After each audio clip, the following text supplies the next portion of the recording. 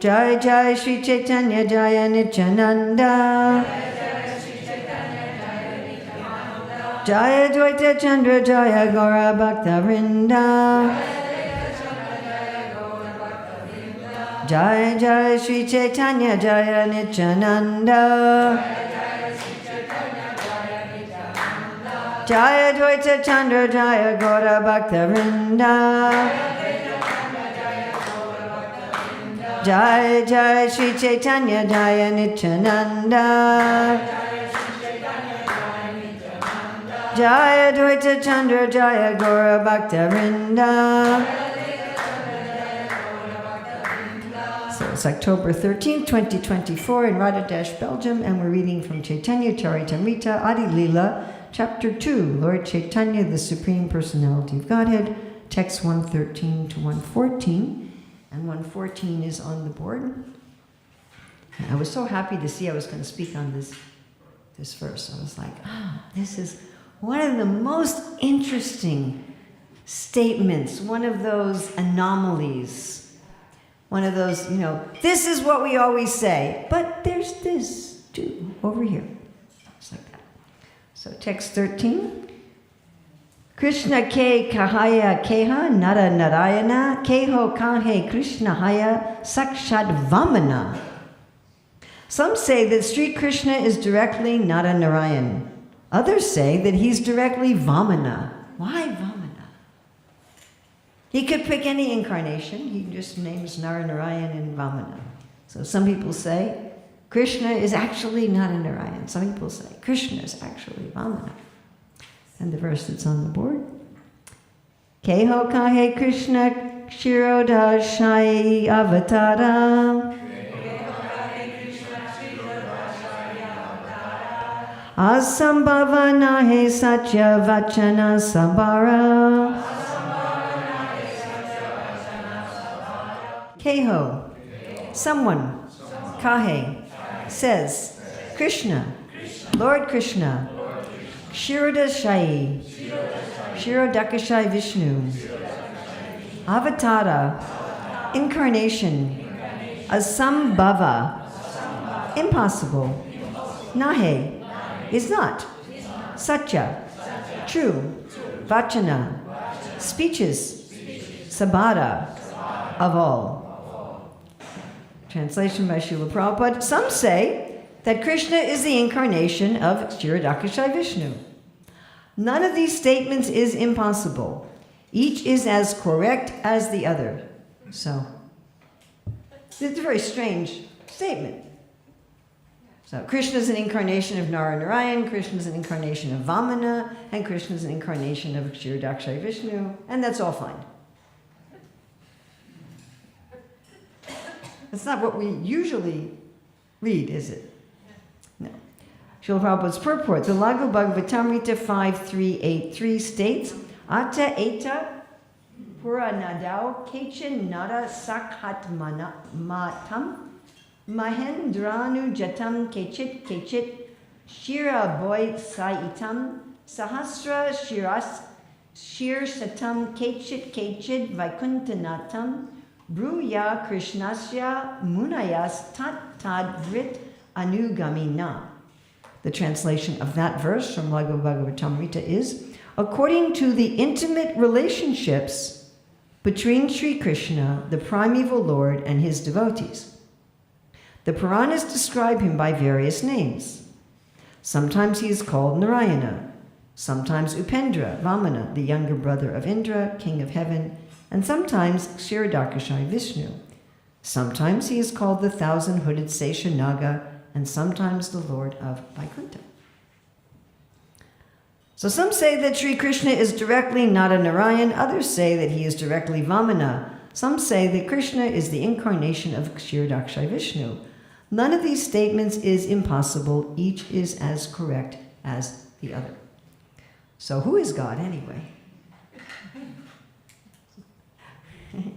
I mean, at least we have some pretty good idea of who is God. If you ask, in most religions, if you ask the Muslims, they have, not a clue really. He's great. He's merciful. Okay, and and. As I was saying before, that when we had this grand tour of the Grand Mosque in Bahrain, which is not really a Grand Mosque compared to the Grand Mosque in Abu Dhabi, and this lady was indoctrinating us with Islam, as that was our payment for the tour, to receive indoctrination. And so, if you go to the Grand Mosque in Abu Dhabi, they don't do that. So she made a statement that Allah is the most beautiful, so I got all excited. And I said, in what way is he the most beautiful? And then she was like, oh no, what did I say? She said, well, there's so much beauty in the creation. I said, well, okay, but how is he the most beautiful? And she couldn't say anything. Because they have an idea that God is formless. Right? So the Christians have some idea of Jesus as God, but they don't have much idea of God the Father. You know, you have the old man in the Sistine Chapel, and I've seen a lot of Christian tracts from Protestants where he's just faceless. Kind of looks like he's wearing a suit with big shoulder pads, and he's sitting in a big throne. And there's a big screen with everybody's life, and he goes, you know, heaven, hell, heaven, hell. And you don't really get anywhere. You know, in Judaism, he's just called the name, Hashem, just the name. Who's God? He's the name. You know, and you don't go anywhere. What is the name? Just the name. What is his name? The name. So, you know, you don't get anywhere past that. And so it's very, very vague. So we like to brag, justifiably so. We like to brag that we have a very good idea of God. We can give his name, his address, his many names, his activities, his devotees, his qualities. We can list 64 of his unlimited qualities, and we can talk about and then we're also and Krishna is the supreme. He's the avatari. Krishna's tu Bhagavan Swayam. He's the avatari. There's many, many forms. Advaitam Achyutam Anadim Anantarupam Madhyam Purana Purusham No Yovanocha. He's got so many forms, but Krishna is the original form. And this is our main preaching. Yes, Krishna is the original form. And sometimes devotees fight with other devotees of Krishna, like, the Sri Vaishnavas, who will say that Vishnu is the original form, and we get in unnecessary fights with them. But here, Krishnadas Kaviraj is saying, you can say Krishna is an incarnation of Shriradakshai Vishnu.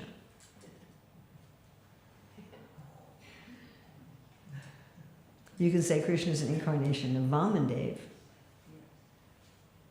I was singing about this morning when we were singing the Nrsimha prayers at the end of Mangalarti, and I often like to meditate when we're saying Jai Jagadish Hari, Narahari Rupa Jai Jagadish Hari, as seeing Nrsimhadev as the Lord of the universe. Like we could present, the Lord of the universe is Nrsimhadev with his, and Keshavadrita Narahari Rupa. Keshava means very nice hair, so Nrsimhadev has kind of wild hair. and if he's just killed Hiranyakashipu, it's got blood in it. So he's got this wild, bloody hair, and this is the God of the universe. So this morning I was also thinking, because of this verse, I thought, we could say Matsya Avatar is the Lord of the universe, right? That's one of the prayers of the Das Avatar. Whoa. The Lord of the universe is a fish. Imagine if I went to this Muslim lady and I said, actually, the Supreme Lord is a fish. And he's master of, I'm not sure, Keshavadrita, like, I guess his beautiful scales are his Keshava, or Kurma. I worship Kurma, and because he doesn't have any hair. Right. Someone was telling me that they play this instrument that's like a dome. What do you call that? That instrument? The bell dome? Huh? Handbang. That looks like a dome, and you can put it in a rucksack on your back so you look like a turtle. You have this dome instrument. So the Lord of the universe is a turtle. Of the whole universe, the master, you finally see the Lord of the universe, and he's a big turtle. So who is Krishna? Who is God? So there's got to be only one God. That's the first thing we're going to look at. There's got to be only one God. And if there is only one God, why are all these radically different descriptions? Why are these different religions with different descriptions, or even different followers of the Vedas with different descriptions? Even, Vaishnavas with different descriptions. Well, why is it like that? And what do we mean that Krishna is the source? And then we're going to look at some answers to this question, 2 different answers to this question. So, does there have to be only one God? Yeah. Why? What's the logic? Because it is the supreme. That's a tautology. And there is harmony. If there is Yes, harmony. Like if you have, 1/10 of a brain, you look at the world, you must figure out that there's a God. There's got to be. I always give the example, like, let's take something really, really simple. So I'm not going to do it again. Like the lid of this cup. This is extremely simple. But if you think what has to go into making it, you need some kind of mining operation to get the metal, and then you have to purify the metal, and then you have to pour it in some kind of mold or bang it. You have to do something to... It actually requires a lot of intelligence, and not even just one person is involved in making this. Right? And this is very simple. And what to speak of something that's more complex? One living cell is so complex that no scientist completely understands it. So how can you say there's no God? If any archaeologists were to find this lid, then they would immediately say, oh, human beings were here. Immediately. They find this in a dig. So it must be a God. And then we can tell things about God. He likes variety. He likes order, like the sun rises at a certain time, but he also likes surprises. There are earthquakes and things like that. I mean, we can tell something about the nature of God by looking at the world. And the Yamadutas make the point that we can also tell there's only one supreme head. And they say, because otherwise there won't be harmony. They get very upset because who did they think was God? Yamaraj. Because everywhere they went, the order of Yamaraj was just followed. And then they go to Urmila, who seemed to them to be a very sinful person, and with good reason for them to think that way. And they weren't able to take him. Somebody was more powerful than they were. So they went back to Yamaraj. They said, you're not God. Somebody superseded your orders. And you can't be a competitor. It's not that there can be another God and there can be you. There's got to be somebody at the top. We had one of our U.S. presidents, I think it was George W. Bush, said, I am the ultimate decider. Anyway. But that concept, right? And the Yamadutas, I mean, you might think because they're hideously ugly and they get their jollies from torturing people, that they're not very elevated, but actually they're great knowers of Dharma. Just by the way, if you're always finding fault with others and always talking about how fallen other people are and how they should be punished, that might be your next life. Just a little aside. So they're very righteous people, they're very into Dharma. And they said you can't have more than one supreme controller because then there'll be different opinions and no opinion will prevail. Somebody will say, well, this person should be punished. And the other God will say, well, I don't think they should be punished. Because that was exactly what they just ran into. We think Ajamil should be punished, and the Vishnu Dutas were like, well, we don't think he should be punished.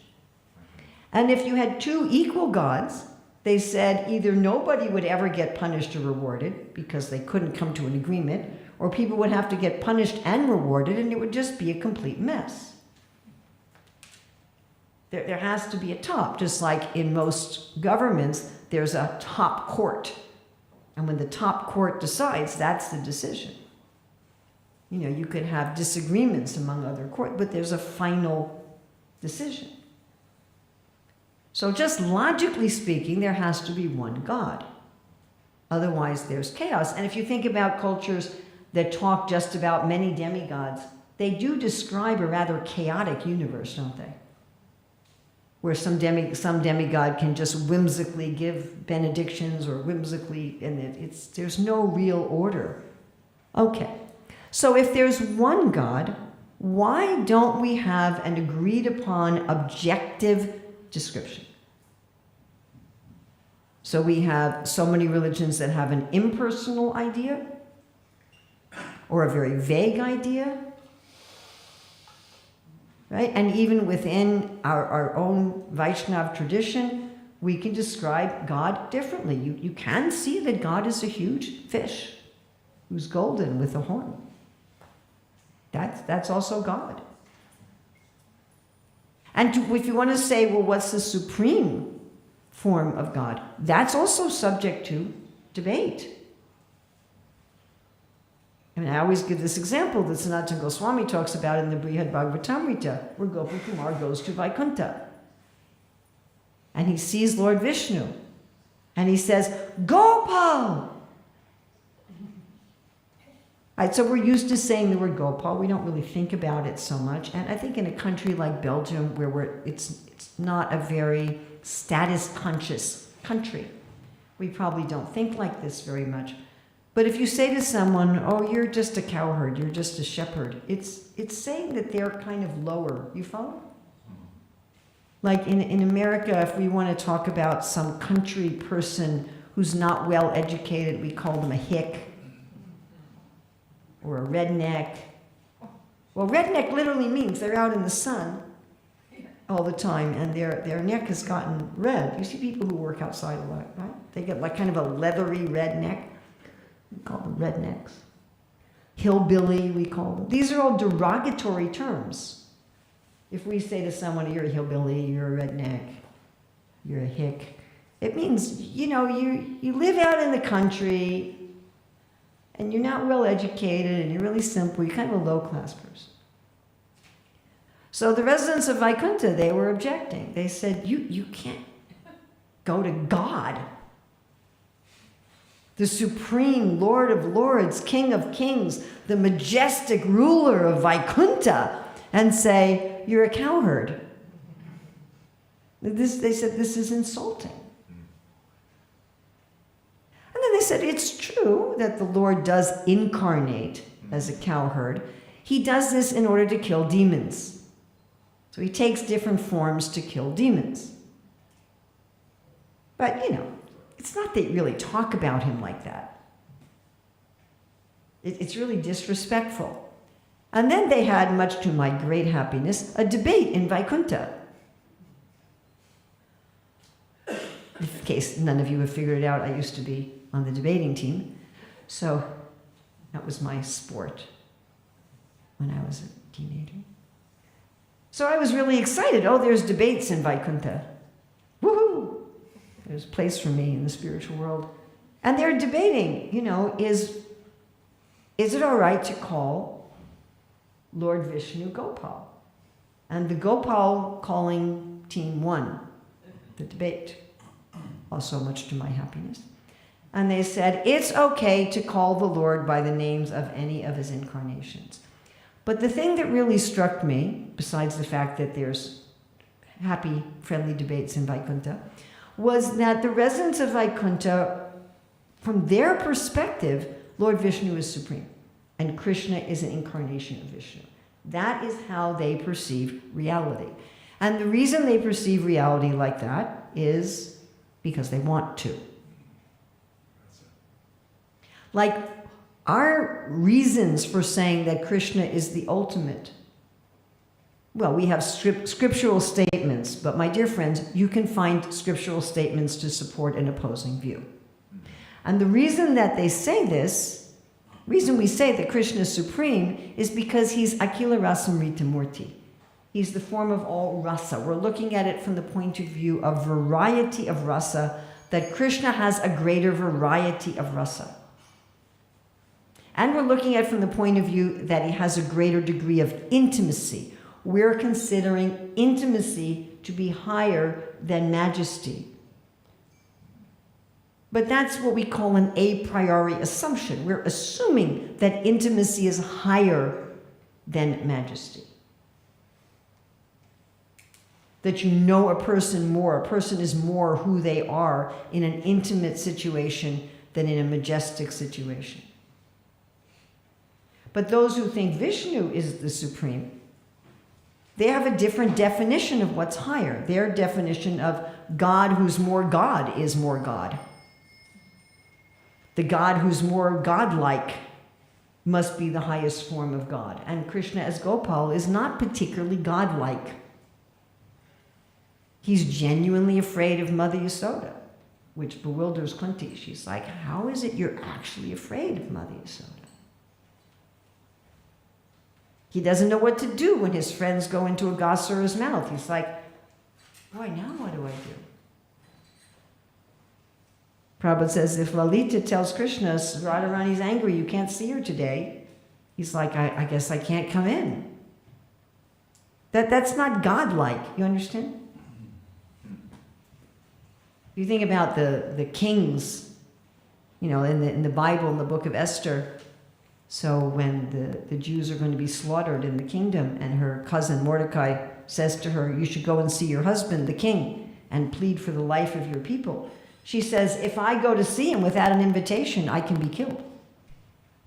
He's my husband, but he's the king. And I can't just go and talk to him whenever I want. She said, I risk that if I see him, I'll be executed. So she fasts and prays for 3 days. And then she goes to enter when he's in holding court, she goes to enter, and she's risking her life to do that. And then he holds out the scepter, and he says, yes, I accept you. So this is the way the king is with his own wife.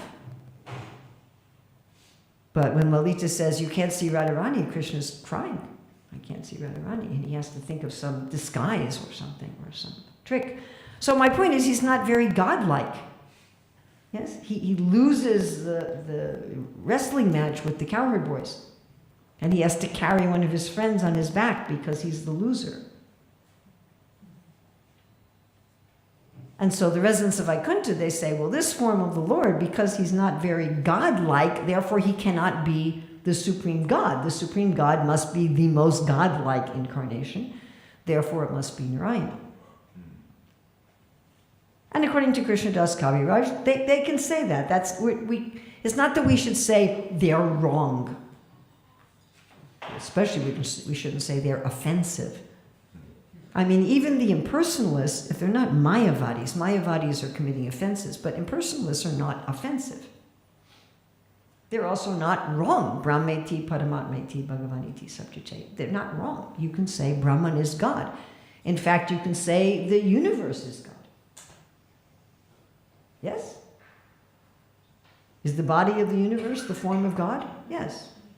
So all these, spiritual people who talk about the universe, they're not wrong. We're not going to say, well, that's not God. It is. The universe is the body of God, the rivers are his veins, and the trees are his hairs, and the sun and the moon are his eyes, and that's also true. So, why can't we agree? And even if you're going to talk about Krishna, Mother Yasoda always thinks Krishna's a little boy. She doesn't think that he's had anything to do with the gopis because she thinks he's too young. Just like even in this world, parents, normal parents, they always see their children as children. I remember my father coming to see me, and he said, I'm the youngest, and he said, oh, you're my little baby. I said, Dad, I'm a grandmother now. He said, well, to me, you're my little baby. It's just natural. Like I know my children are adults. It's not that I don't know that. My daughter's a grandmother herself. Our oldest son is going to be 50 years old in a few days. So I know he's a grown man, he's a father of children, but to me, he's a little boy. So Mother Yasoda and Nanda Maharaj, they always see Mother Rohini, they always see Krishna and Balaram as little children. They see like that. And the gopis, they see Krishna as an adolescent. They see him differently. So why? Why is this? Why? Well, first of all, the fact that everyone sees God differently, and everyone sees God differently, is one of the strongest pieces of evidence that God is a person. Right? If we were to describe, like, the lid of this cup, I'm pretty sure that everyone in this room could agree upon a description. We could talk about, the diameter, and we could talk about the circumference, we can talk about the makeup of the metal, we can talk about the engraving here, which is kind of interesting. Engraving. Radhadesh Temple, Vyasasan. We could talk about the angle of the engraving, we could talk about the rust on the back and even describe it, and we could come up with an objective description with which every single person would agree. Yes? But when it comes to a person, is that true? If we take anyone here, right, we take Vishaka and we ask everybody, describe Vishaka, it's all going to be a little different, right?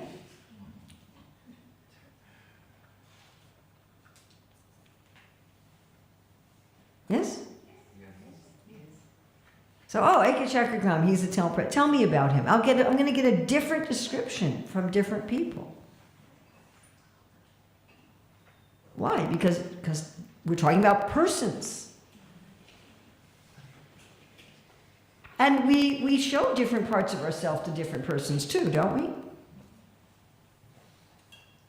I mean, for sure, my children perceive me differently than people who are not my children.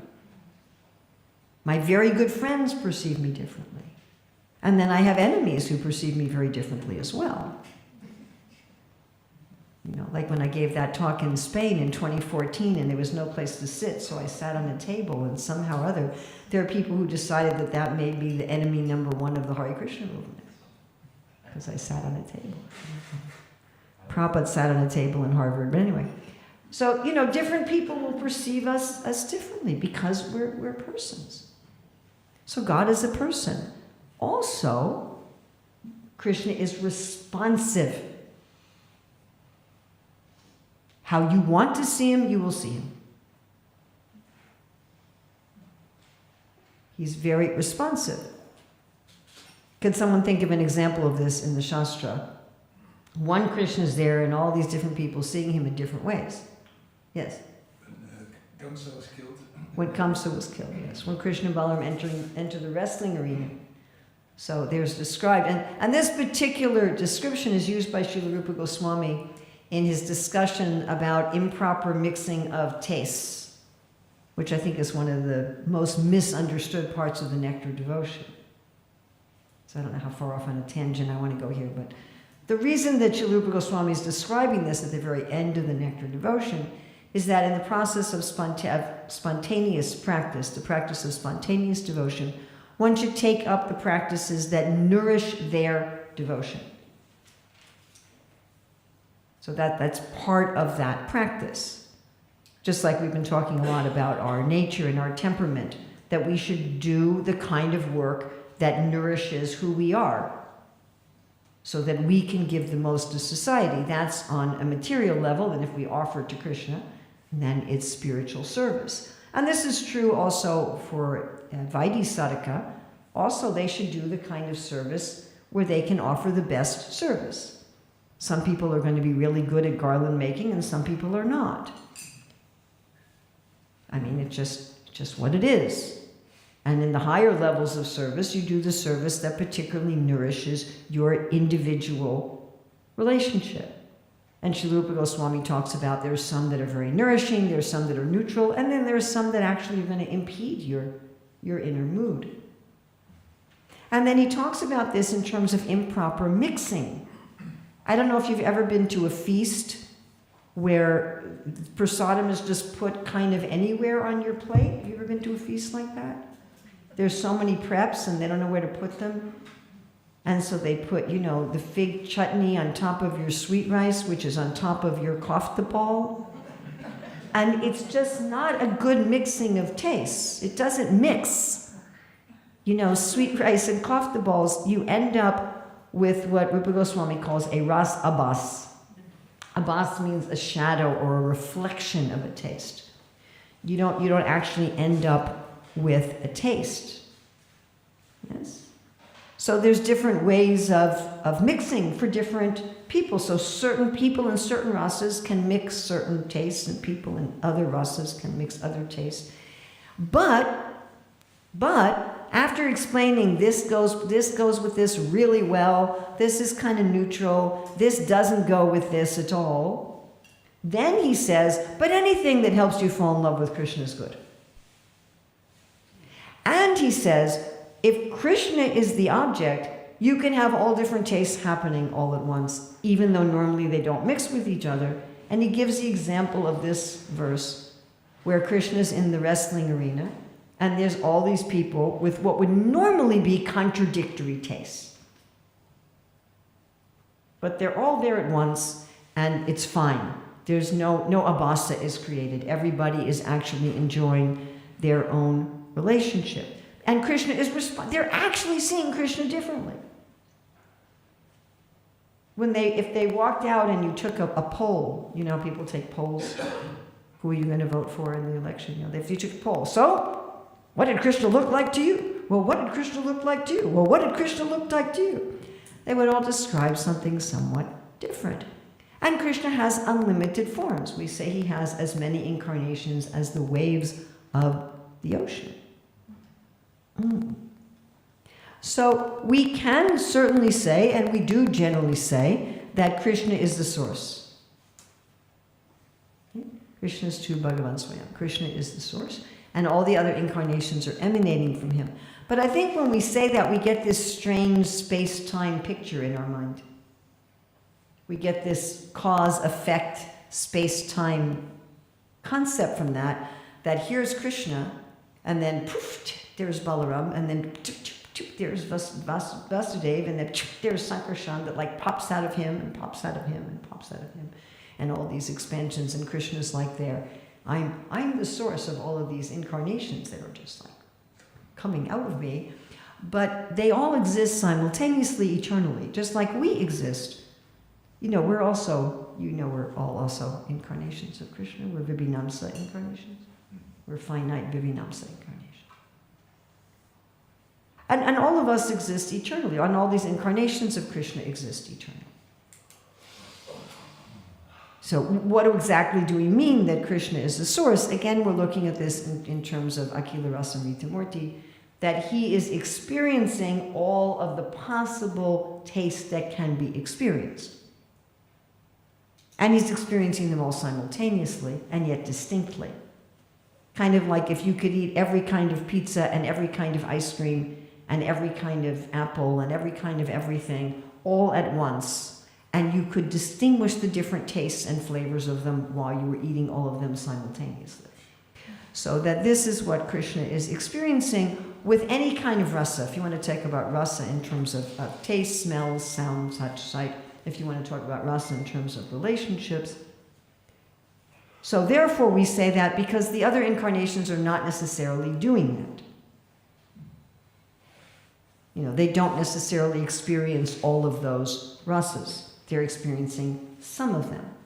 Of course, one of the ways in which Krishna is experiencing all rasas is through his incarnations.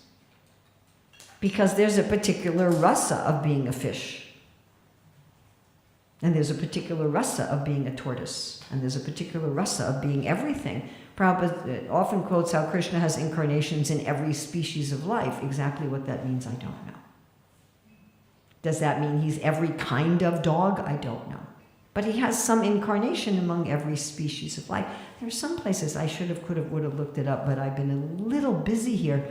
So just a little over the top busy. But there is a place where Prabhupada talks about how Krishna, in his incarnations in the different species, actually preaches to those living entities in that species.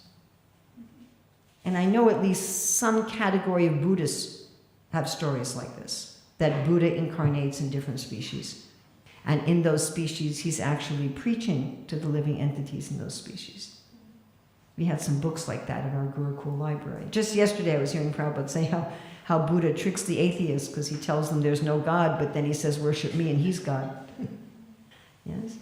Remember yesterday, way far away yesterday, when we were looking at the last verse of the Chaturshloki, that was about how one should look for God in all time and all place, and it was relevant to all living entities, and Prabhupada said, even the worms.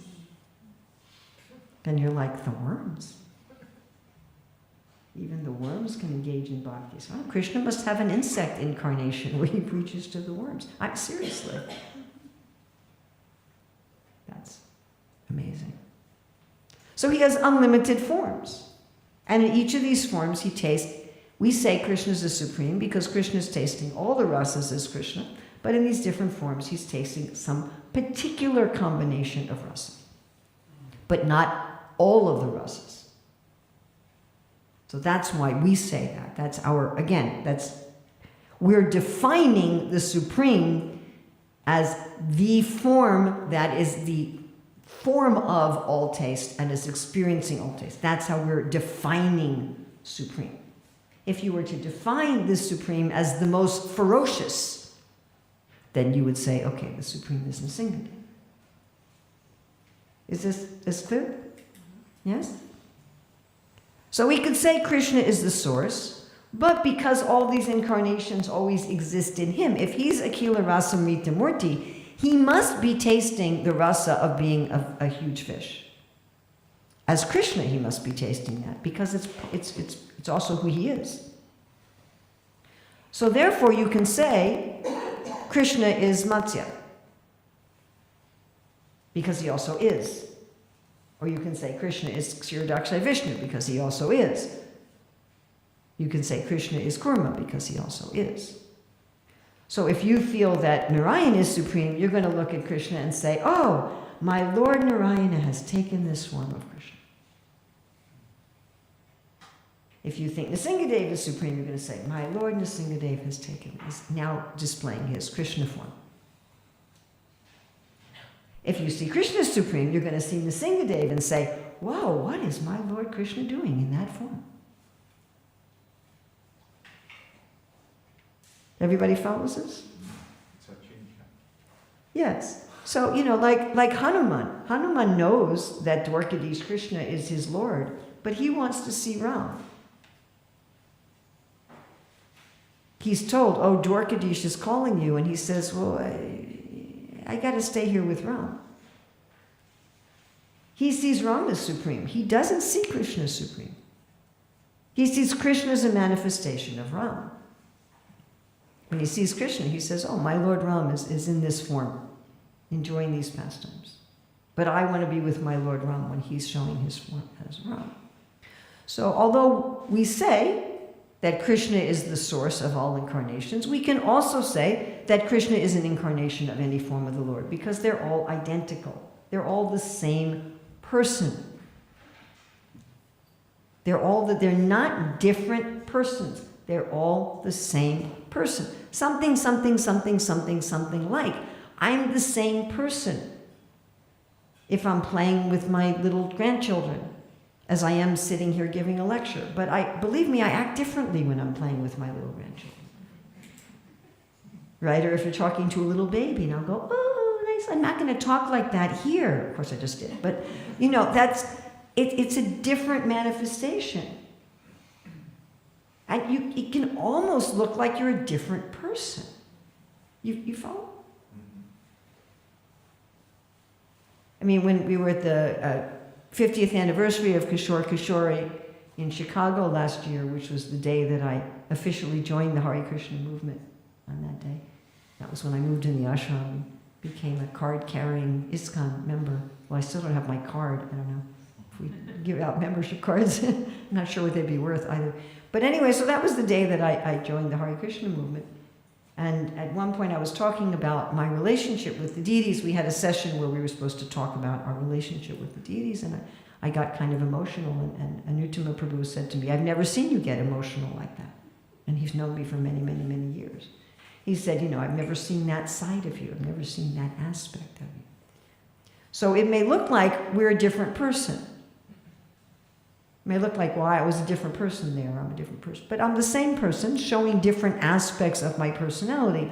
So all these different forms and incarnations, they're all the same person. There's only one God. There's not competing gods.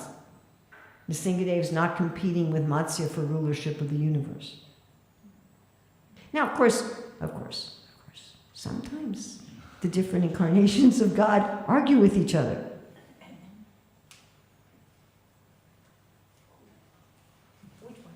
Yeah, can you think of an example? Advaitacharya and Lord Nityananda. They actually had a food fight. Balaram and Krishna. Fight with Duryodhana. Balaram and Krishna had a very different opinion about the fight between Duryodhana and Bhima. So Krishna was encouraging the fight, and he was even slapping his thighs to encourage Balaram to hit Duryodhana on his thigh, which would fulfill Bhima's promise that I'm going to break your thigh that you were patting for Draupadi to sit on, even though in club fighting it's illegal to hit the thigh. And Balaram was not happy at all. He came to the place where they were fighting, and he says, "Stop this." He said, "Just stop." He said, Bhima is stronger, Duryodhana is more skilled, you're evenly matched, no one's going to win, except by unfair means, of course, which is what happened. And stop this. And Krishna was just, didn't say anything. What was another time where Krishna and Balaram disagreed? I think with the marriage. At the marriage of? Arjuna with the daughter of. Yes, Arjuna with Subhadra. So Balaram had arranged for Subhadra to marry his friend Duryodhana. And Subhadra fell in love with Arjuna. And Arjuna fell in love with Subhadra. Arjuna was kind of a funny sannyasi in that way. He was dressed up as a sannyasi.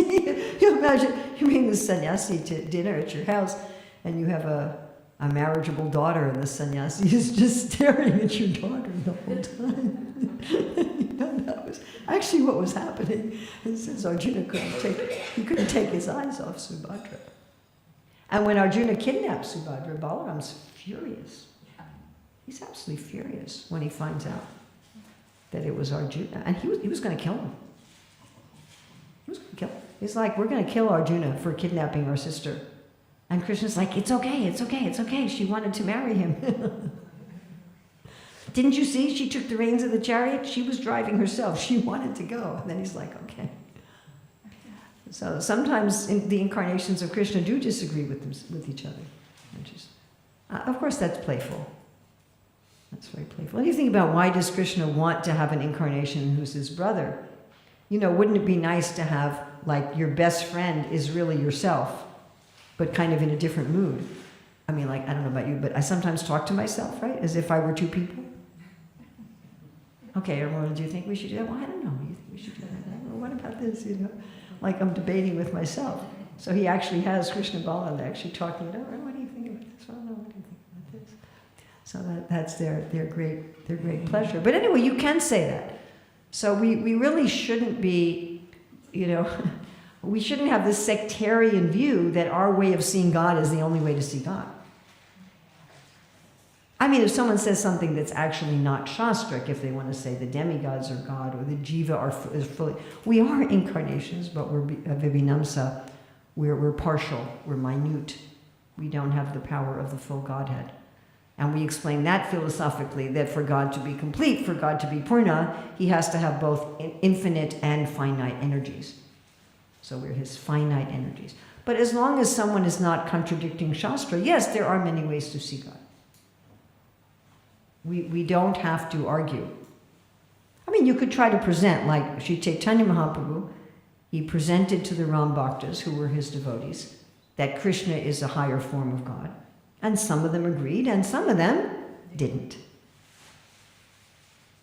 Some of them said, wow, I used to chant Ram, Ram, Ram, and since meeting you, I'm chanting Krishna, Krishna, Krishna. And Murari Gupta said, my dear Lord, I have to commit suicide. Because you're telling me to worship Krishna. But I can't. I want to worship Ram. And I'm stuck. Because I can't live without worshiping Ram, and I can't live without following your order. And so I'm stuck. I can't do both. I can't live anymore. And Lord Chaitanya says, no, you're fine. He said, happy is the person who's devoted to their master. So one reason there's so many forms of the Lord is that Krishna appears as we desire to see him. So 2 verses that really strike me in this regard. So one is 3:9:11, and this is Lord Brahma's prayers for the creative energy, something I used to chant every day. He says, you manifest yourself in the particular eternal form of transcendence in which they always think of you. There's another verse in 3:14:50 that the Lord can assume the form desired by the devotee. And there's a nice description of this, which I refer to a lot, that Srila Sanatana Goswami gives, where when Lord Brahma steals the boys and the calves, and then he comes back and finds that they're all manifested as Vishnu. And then he sees each Vishnu is being worshipped by innumerable living entities. He says there that the Lord has unlimited qualities and there are unlimited jivas, and each jiva is attracted to a particular quality of the Lord. So we each have our own particular rasa with Krishna. You can say there's 5 primary rasas, but then there's subcategories, like you all know with the cowherd boys. There are the older cowherd boys who have a mixture of parental. Then there are the younger cowherd boys who have a mixture of servitude. Then the cowherd boys who are the same age. Some are more or less intimate. Some are involved with Krishna's romantic affairs, and some are not.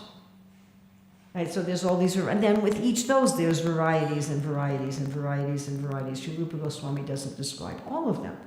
With those in conjugal ras, Sri Rupa Goswami and Ujjwala Nilamani describes 360 varieties of the conjugal ras. And then he says, I can't describe it more. I'm not going to describe it more than this. But actually, there's as many varieties as there are living entities.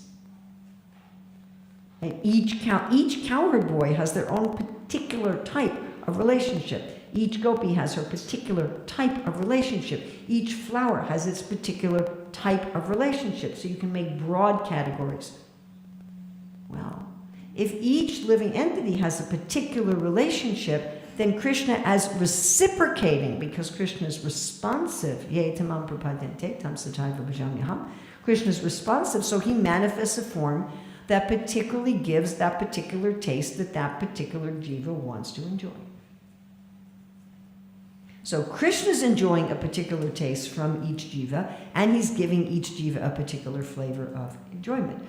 So our acharyas explained that when Krishna marries 16,100 queens all at the same time, please don't try that at home, right? Each queen saw Krishna a little differently because she had a somewhat different relationship with him. So you know what? No 2 devotees are ever going to see God exactly the same. We're going to perceive him according to our relationship. So although there's one God, because he is Akhila Rasa Ritamurti, because he is the form of all taste, therefore in his unlimited forms, each of them display a slightly different combination of tastes.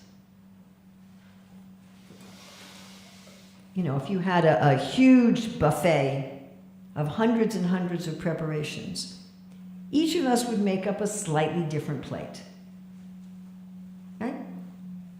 Some preps we'd go, I don't think I want to eat that. And the person behind us would go, that's my favorite prep. And then we'd have different amounts. Right? One person might take a little bit of one, another person is taking a huge amount of that one. We have different tastes. So it's the same with Krishna. We're appreciating different aspects about him. Yes. So this is ultimate personalism. And although we accept that the impersonal form of God is also God, we don't deny that. And there's plenty of facility if people want to merge into the Brahman, that's an option. You know, if you're like, I don't know if I can handle Lila. I mean, I have one god sister who's decided to become an impersonalist. She said, I tried personalism and it just didn't work for me. You know, I don't want to be a person. Well, that's available. You know, if you don't want adventure. I mean, Krishna's Leelas they're all of the Lord's Leelas, they all have intensity to them, yes? your boat's wrapped with Vasukis wrapped around your boat to the horn of Matsya, and you're going through the waves of devastation, trying to keep all the seeds dry and keeping the sages from falling out of the boat. That's intense. Yeah? You're churning the ocean on the back of kurma and this hala poison comes out. That's pretty intense. Vamandev, all of a sudden he's like,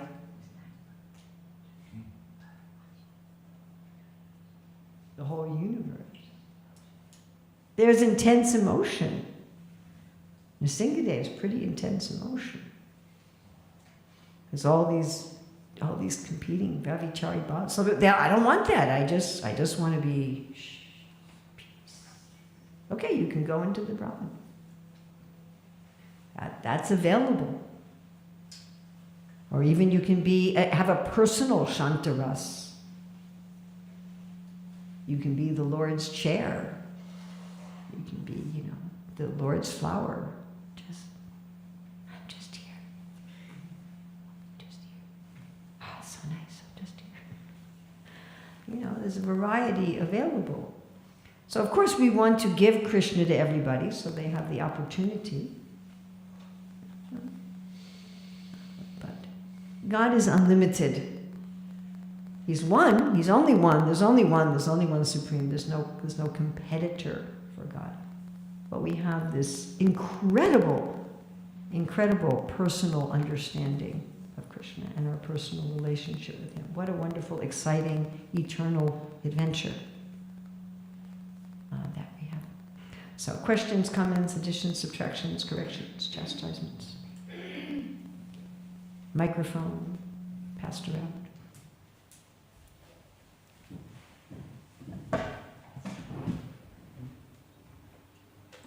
So like I said, I was happy when I got this verse. I got the exception verse.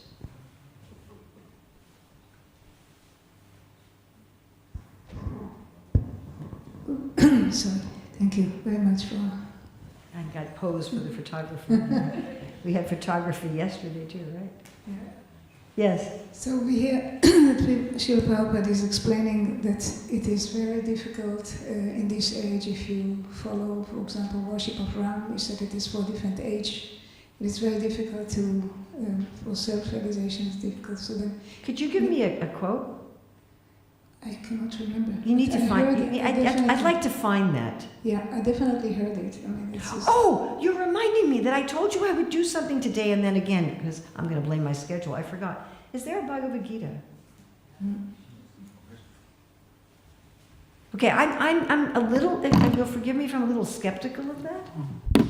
Because Srila Prabhupada installed deities of Lord Ramachandra in temples. Mm-hmm. Thank you. Now let's see if I can find it without a computer. Yes, anyway, go on. So then what we understand that in Kali Yuga the method is chanting Hare Krishna. Yes. And so then if you for example, if people are coming and you're trying to kind of, support their spiritual life, or if they don't even have practice, but you're kind of introducing the chanting. This is what we are doing here, introducing them with chanting Hare Krishna. And then this is Krishna, this is Ram. So then What did Prabhupada say about the word Ram in the Hare Krishna mantra? He was saying it's the same. What did he say? Ram. Can be Ramachandra. Or Balaram. Or himself. Or Lord Nityananda. Or Radhika Raman. I suppose it could even be Parasuram, yeah. So he did say that. And it's in the purport in the Caitanya Caritamrita. I mean, the thing is, it's just an example, but I'm just speaking that we know that it is from Prabhupada, that this is the method for this age. It is the chanting of the Hare Krishna. Yes, so but did Prabhupada also, but chanting Hare Krishna mantra has the word Ram in it, yeah. And Ram can be understood This as Ram is Ram. an example, just an example Okay. of Ram, but I'm speaking about different people have different, different strong or not so strong, or this coming from maybe from tradition, that they follow a certain way of Okay. of Well, therefore, worship. we always present Krishna, like Lord Chaitanya always presented Krishna. Yeah. But if after presenting Krishna, if someone says, okay, I get it, but I really, really, really want to worship, Yeah. Parasaram. Yeah, so to present it, it's not wrong, right? If somebody said that it is, that this is from his tradition or her tradition, we worship. Well, Prabhupada also such a- said that, we can encourage people, if they don't want to chant Hare Krishna, they can chant the name of God in their own tradition. Yeah, this is if they don't want, but but for our presentation, we can present it the way. As long as we don't Prabhupada present it in a sectarian way. said. As long as we don't say, if you don't chant Hare Krishna, you're going to hell forever. Yeah. Yeah. Let's see, I found one verse immediately, but let's see if I can find the other one. So as long as we don't go there, as long as we don't have, it has to be the Hare Krishna mantra. Prabhupada said if you have another name of God, you can chant another name of God. And how you understand the mantra, we're not supposed to interpret the mantra, but we do have the explanations of the mantra given by our acharyas. We have an explanation given by Srila Jiva Goswami, we have an explanation given by Bhaktivinoda Thakur, we have an explanation given by Vishnu Chakravarti Thakur, and they're all somewhat different from each other. And like in Bhaktivinoda Thakur's explanation, he generally refers to Hare as Hari, as a way, because Hare is a way you can speak to either Hara or Hari. It's the vocative form of either. So in part of the Mahamantra, he says that Hare is talking to Krishna also as Hari, and in part of the mantra, he says Hare is talking to Srimati Radharani as Hare. So that's also there. So I think we need to be careful of having, anything that's sectarian or fanatic. At the same time, our business is obviously to preach the Hare Krishna mantra. We're the Hare Krishna movement. So our business isn't to preach Om Namo Narayanaya mantras. Yes? Very, very much. Mike. You said in the beginning that the Muslims, they have no form of God, no idea that Nothing. God has a form. But my wife and me, we were part of an interreligious dialogue group, and we came to this point of God has a form or not, and that there was a teacher, an Islam teacher, and he said, no, God has no form, and this and that. But in the end, we convinced him that God must have a form, and then he admitted. He said, yes, actually there's a part in Islam that it is said that when you come to paradise, you can see God face to face. Well, just like I mentioned that quote from Exodus in the Bible, where it says Moses sees God face to face like a friend speaks with another friend, but Maimonides interpreted that impersonally. So, you have just like Sankaracharya has gone through the Vedas and he's interpreted all the references to personality impersonally. So these religions were not originally impersonal. They have some acharya in their line who skewed everything impersonally. And now if you try to find personalism in them, it's extremely difficult. You can find more personalism like in Eastern Orthodox Christianity, and then a little bit less in Roman Catholic Christianity, and then a little bit less in most of the Protestant traditions.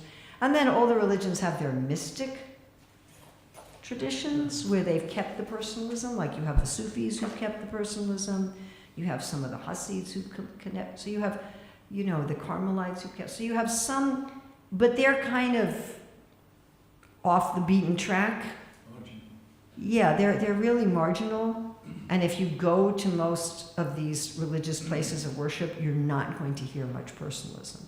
In fact, you may hear abject impersonalism. Thank you. Yeah.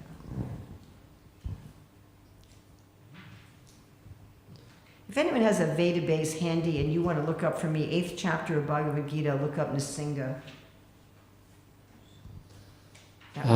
Concerning disputing other kind of perceptions of God, Lord Chaitanya Mahaprabhu himself, he was converting Sri Vaishnavas into Gaudiya Vaishnavas. Yes. Concerning being Krishna in a superior form. Well, he was giving the option, just like I was talking about with Ram Bhaktas, Well, he was quoting that Krishna is the supreme. Lakshmi wanted to join Yes. Raslila. That's why I say this verse today is an anomaly. I was very happy when I got this verse to speak on, because I always like things that are far out and controversial and difficult. It's just kind of my wiring. So, this is an anomaly, this verse, in the Caitanya Caritamrita. Almost always we present it differently. Almost always we present that Krishna is the highest. Because we follow in the footsteps of the Acharyas. But our acharyas also say this Krishna Das Kaviraj is also one of our acharyas. But how we preach. Yes, but we also have to accept this. We can't deny this. Like, for example, We're Prabhupada. not going to say, oh, this is a preaching strategy of Krishna Das Kaviraj, or this is some, or he's not talking about Siddhanta here. He is talking about Siddhanta. That. Yes. Which verse is this? You found it. Excellent. She's first class. What's the verse number? 14. Okay, I've got to remember that. I Yes. just want to say, because we are from Western culture, Yes. and when they were asking Mahatma Gandhi, what do you think about Western culture? And he says, it's a good idea. It would be a very good idea. So we are considered to be inferior to Vedic culture. Yes, So we are following Vedic culture because Yes. it's considered to be superior. correct. So it's the same way if we worship Lord Krishna, Radharani, it's considered to be more superior to worshipping Lord Jesus or worshipping. That depends. Just like when in Madhya 8, which we'll be talking about tomorrow. Am I doing Ramayan Sambad tomorrow? Tuesday. Right, nope, I'm not giving class tomorrow. So there, and that chapter, as I already explained, Krishnadas Kaviraj said that whole chapter, Madhya 8, is Siddhanta. And Sri Rupa Goswami and commentaries by Srila Jiva Goswami and Vishnu Chakravarti Thakur in Bhakti Rasamrita Sindhu say the same thing. We can look at the rasas and we can say the Madhurya ras is superior. Yeah? Everybody agree? Okay. However, the point made by all of our acharyas is whatever rasa you have is superior for you. So, superior in what sense? So, it's, again, we're personalists.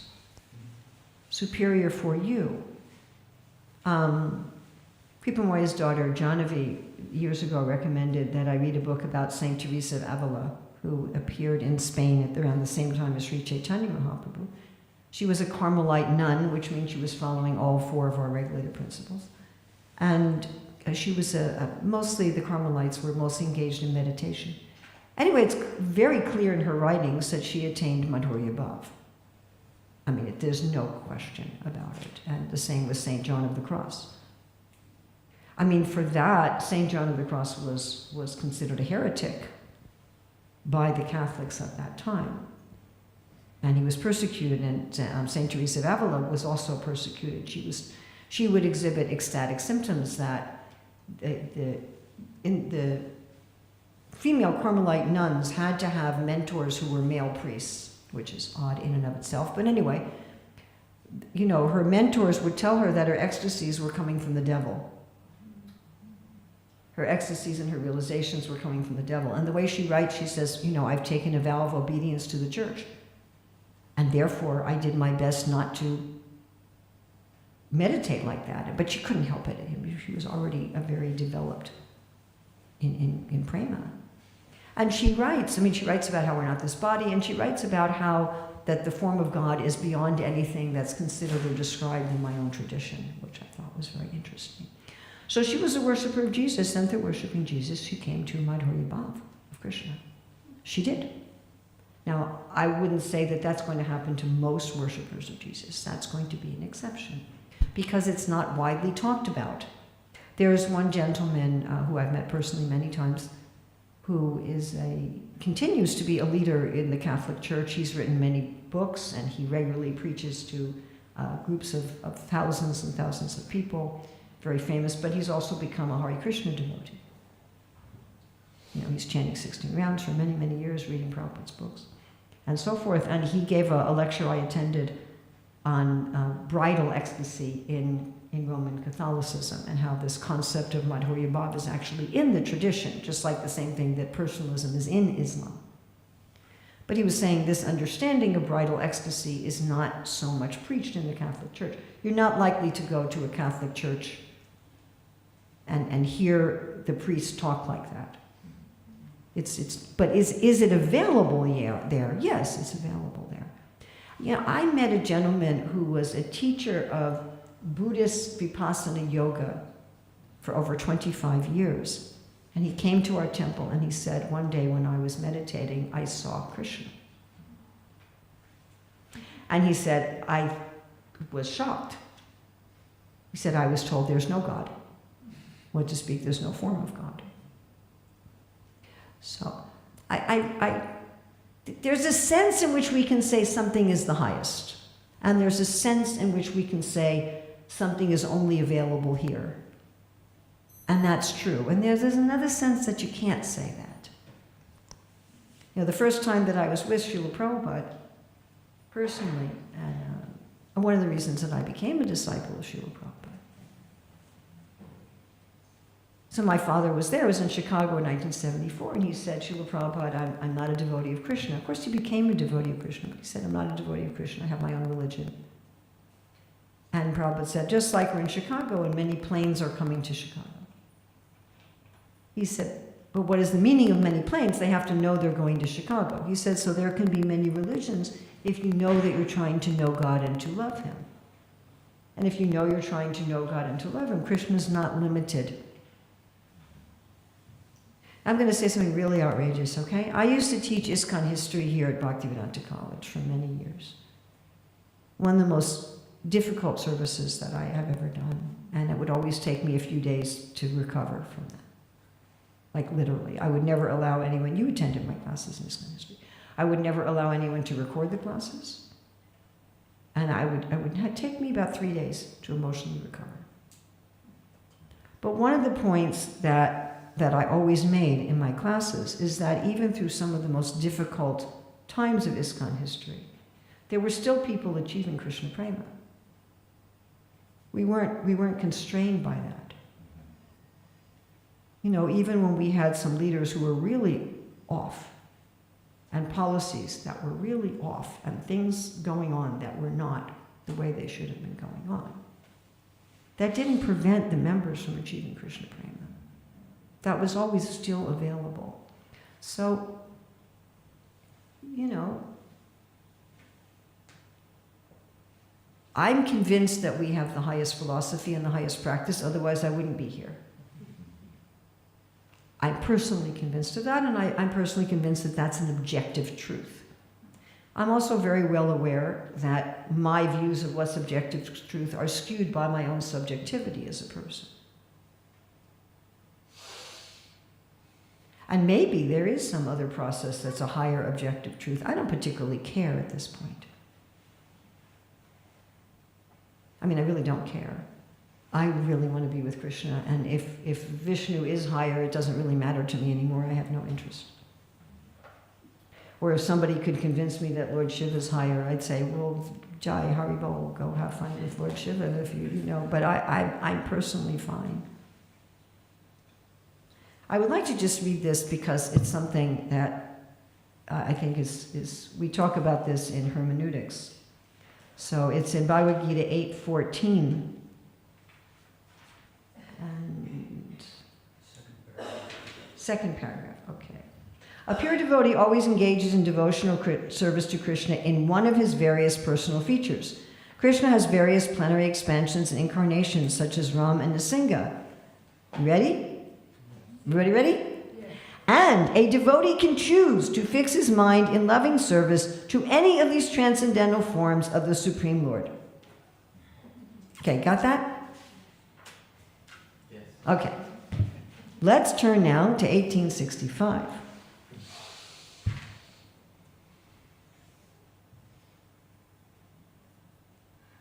Okay.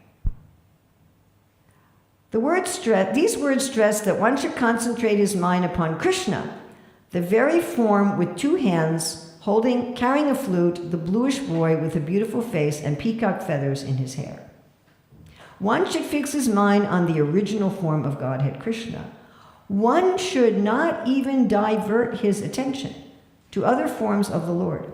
The Lord has multi-forms as Vishnu, Narayan, Ram, Varaha, etc., but a devotee should concentrate his mind, now this is another strange thing, on the form that was present before Arjuna.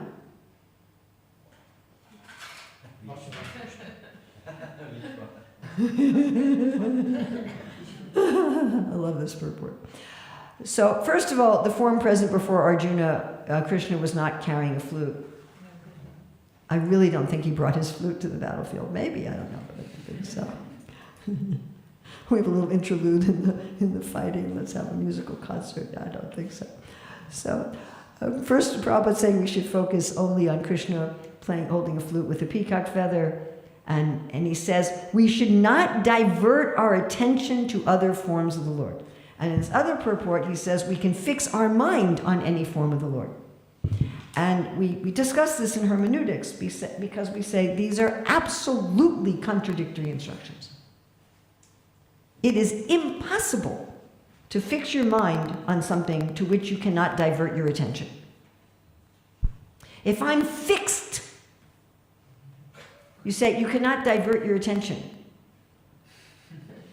I can't divert my attention, but yet I can fix. That's opposite. And he's giving these both as shoulds. Now, if we want to take which of these is more the Hare Krishna movement, we'd have to take chapter 8 purport. Because we chant every day prayers to Lord Nrsingadev. We have deities of Nrsingadev. We have deities of Ram that Prabhupada installed.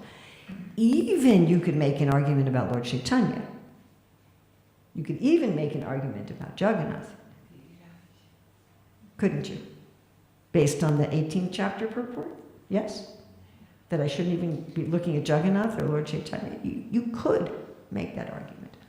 What to speak of Ramchandra, and Prabhupada had to celebrate the incarnations of, all of of course some of them we don't have appearance day for, like Matsya and Kurma, but we celebrate Vamandev, we celebrate Nrsinga, we celebrate Ram.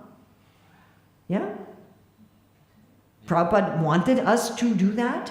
Well, I'll tell you, on Ram Navami, we are definitely diverting our attention to Ram. For sure. So how do we bring these together? Of course, the 18th, Prabhupada said these purports were his ecstasy, and Prabhupada must have been in some very interesting ecstasy writing this 1865 purport to say that we should fix our mind on the form of Krishna with his flute and peacock feather as was present before Arjuna. And this tells us something. This tells us that whatever form the devotee is fixed on, the devotee sees that form in all the other forms of God. If you're fixed on Krishna, when you see Jagannath, you see Krishna, like Lord Chaitanya did. He looked at Jagannath, he saw, there's my Krishna playing his flute. If you're fixed on Krishna, when you see Nrsingadev, you see, oh, there's Krishna. He's interesting. Like how my Krishna is having this form. So both of these are true. It's not that one purport is wrong and the other one is right. They're both true. And how do we see them as both true? Yes. And I'm now going over time, the result of which some people are quietly leaving.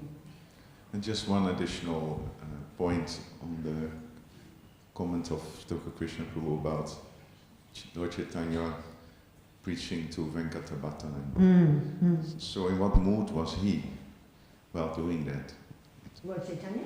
Yes, he was in a joking mood. You know, it was a joking, light conversation. It's fun for him, fun for everybody. Yeah. Because they had a very intimate relationship, and it was after developing that relationship they had this conversation. So I think that's also very important. For us, it's also very important not to, heavily preach to somebody where we don't have a relationship with, where we don't have the experience ourselves of the depthness of our Krishna relationship. So I think we should also not take that out of the context. Lord Chaitanya preached. No, he did it in a joking way. Yes. On the basis of rasa, not even on the basis of tattva. Correct. Yeah, it's on the basis of rasa. Yes. Yes. Evidently, this was an exciting topic.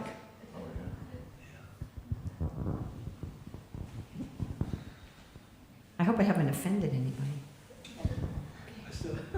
You still have a question? I hope I didn't offend you, Jadavani. At the end of the introduction of the Bhagavad Gita, Yes. Krishna says, Srila Prabhupada says, only one religion, one verse, one mantra, One book. and one book. One And book. one book. One book. So Oh no. that is also quite... What should I do? I have a Caitanya Caritamrita here. Should I get rid of it? I don't think so. Okay. It's based on the Bhagavad Gita. Space. But he says that as a final thing at the end of Yes, the he does. introduction. It's, He does say that. yeah. At the same time, suppose we tried or we aimed to destroy all the religions of the world and to have everybody be not only a Gaudiya Vaishnava, but everyone to be ISKCON if you want to get really sectarian. What would we have to do to accomplish that, historically speaking? Sorry, I also taught sociology of religion. Historically speaking, if you want to try to impose one religion, a particular sect of one religion on the world, how do you have to do that? Through what? Or education. Education. Historically speaking, how is it done? Violence.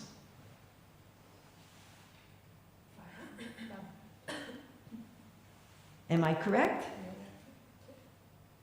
Historically speaking, if you want everyone in a particular geographic location to have one religion or one branch of that religion, how do you have to do it? Killing. You have to kill people and torture them. Sorry, my dear Spanish Mahalakshmi, the Spaniards used to be world terrorists. Am I correct? The Roman Catholic Church used to be the primary terrorist organization in the world. The reason that there's so many Catholics in South America is through torture and killing and terrorism. You know, when I was in Guyana, they said that they were, in Suriname, they said there were people, actually it was in Suriname, where they had they had the oldest Jewish synagogue in South America. Why were there Jews going to South America? They were running away from the Inquisition, where they were being tortured. Why did America get colonized? People were running away for being tortured for being Protestant, being Quaker. The Amish were being persecuted because they would baptize adults. The church in Europe was baptizing infants, and they were Anabaptists. They said, how can somebody take a vow as an infant? So they would baptize infants, but they said, you have to make a decision as an adult. That's why they have the Rumspringa, where the Amish can they give their freedom. They say, you know, you have to have your freedom to choose this way of life. For that, they were being persecuted. They were being tortured. The church tortured, what's his name, who produced the first English Bible. What was his name? Anyway, they tortured him. After he was killed, they cut up his body. And he was a heretic because he produced a Bible in English that people could read. David. Wasn't David?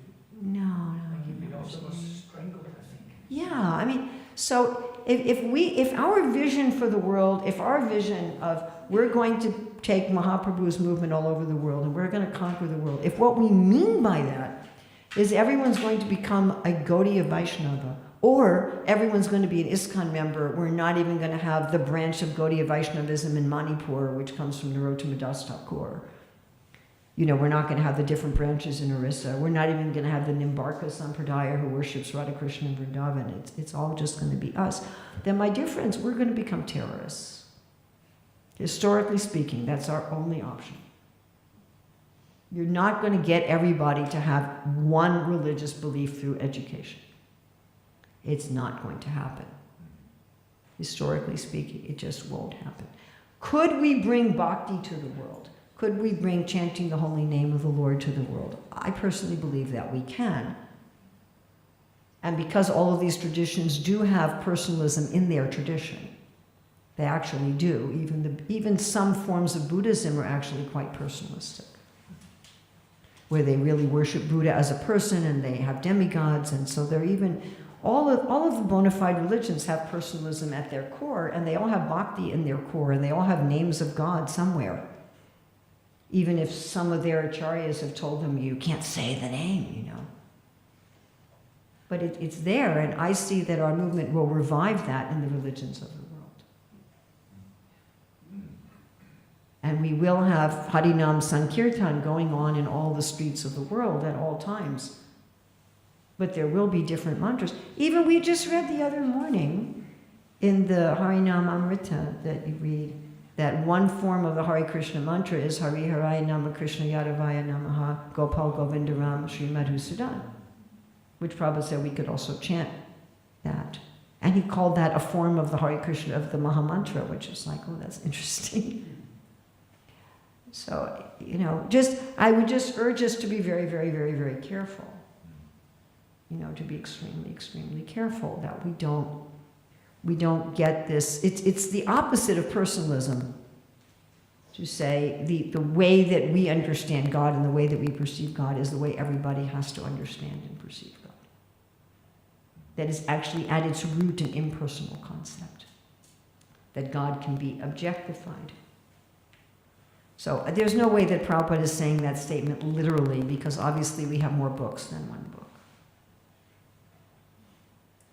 And obviously we have more mantras than one mantra. We all chant other mantras as well. Prabhupada gave, you know, those of us who are second initiated, Prabhupada gave us other mantras to chant. We chant mantras, our pranam mantras to Srila Prabhupada. We chant the Panchatattva mantra.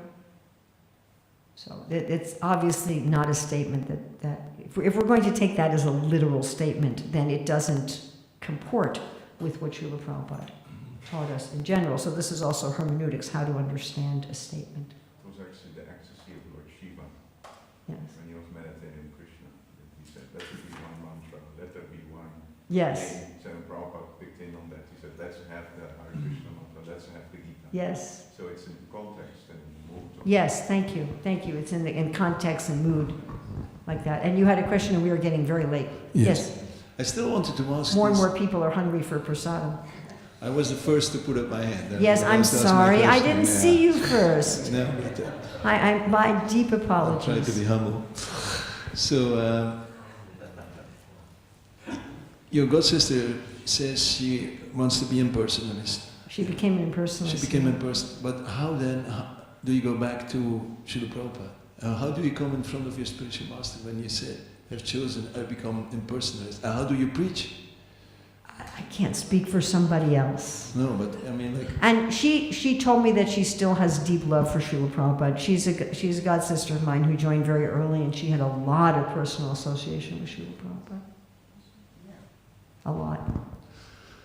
And she said, you know, I'm really more drawn to Buddhism, and I don't know what to do. And I said, well, you can always, you know, have an altar with Prabhupada and Lord Buddha and offer your food like that.